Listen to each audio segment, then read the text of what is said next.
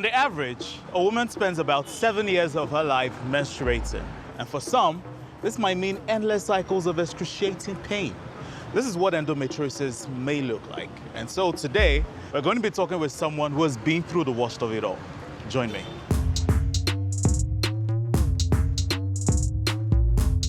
You feel like you are all alone because sometimes you don't know, like, okay, maybe it's your mom or your family members, but they might understand you, but you don't know, like, is that really what they're feeling? Or maybe they're just doing that to comfort you.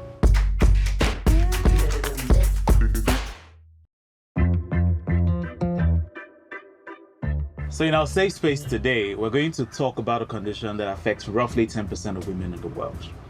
And as always, I'm your host, Dr. Chinonso Egemba, also known as a Brooker Doctor. And with me to help us on our journey today is Rita. Rita, thank you for doing this with us. When did your journey with endometriosis start?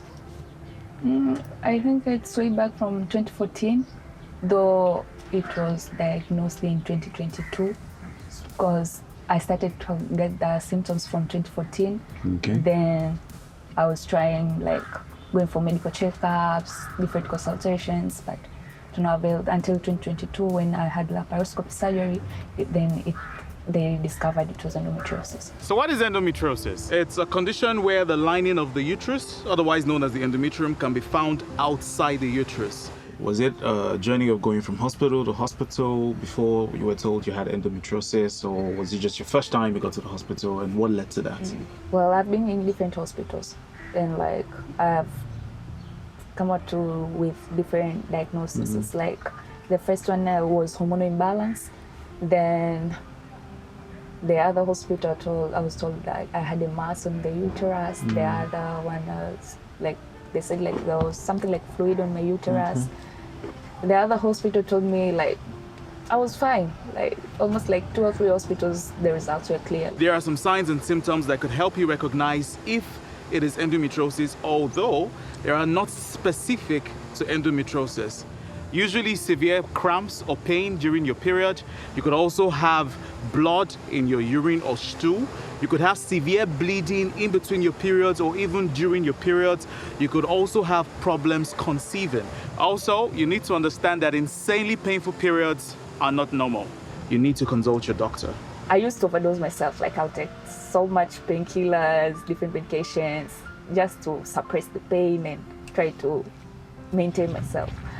But there was this time when I just collapsed. You collapsed? Yes. I agreed to go for the laparoscopy, and I had to contact my mom, and she also agreed this time because the last time the other doctor also suggested to go for laparoscopy. Yeah. But they all disagreed, including my mom. But this time I talked to her and she was like, okay, fine. Because at that point now she already knew like how severe it was. So I had my surgery there, and then the next day in the morning, the surgeon came and she told me like they found endometriosis, like, and it was behind my uterus and on the left ovary. We have a comment from John Appam saying, is endometriosis genetic? Well, John, this is not a very easy question to answer. Well, because endometriosis can run in families, there is some genetic component to it.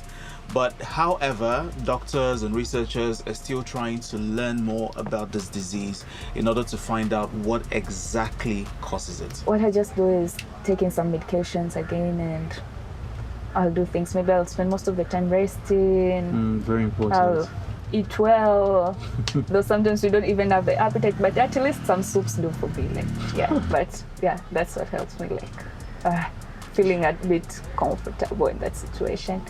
I actually wish you well. Thank you. While endometriosis has no cure, it can be managed with either medical or surgical methods in order to improve the quality of your life. And there are a couple of goals. Relieve pain, remove the endometric tissue from wherever they are, and to also improve the chances of fertility. I've become more comfortable to talk to different people about my situation.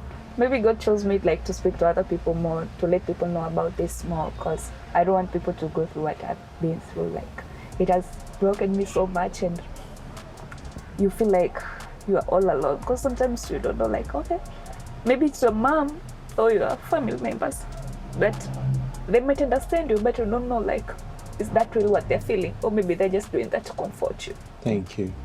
Thank you, Rita, for sharing this vulnerable piece of yourself with us. We really appreciate it, and I know that it's going to help someone out there.